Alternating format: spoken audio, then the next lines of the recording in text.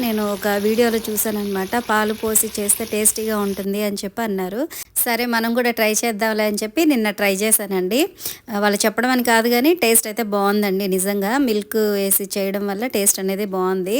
మనం ఫస్ట్ అయితే నార్మల్‌గా ఈ ఉల్లిపాయలు అవన్నీ వేయించుకుంటాం కదా! సో, అవన్నీ వేయించేసుకొని తాలింపు దినుసులు అవన్నీ వేయించేసుకున్న తర్వాత అందులో ఇప్పుడు మనం ఒక కప్పు ఉప్మా రవ్వ అయితే 3 గ్లాసులు వాటర్ ఏస్తాం కదా! కొద్దిగా మెత్తగా ఉండాలి అంటే. సో, ఇప్పుడేం చేయాలంటే 2 గ్లాసులు వాటర్ ఏసేసి ఇంకొక కప్ వచ్చేసి పాలు పోసేయాలి. సో, పాలు పోసిన తర్వాత ఎట్టి పరిస్థితిలో సాల్ట్ అయితే వేయకూడదండి. ఎందుకంటే మళ్ళీ పాలు విరిగిపోతాయి కదా! సో, అందుకని పాలు పోసిన తర్వాత అవి బాగా మరిగిన తర్వాత ఈ రవ్వ కొద్ది కొద్దిగా వేసుకుంటూ మిక్స్ చేసేసుకోవాలి.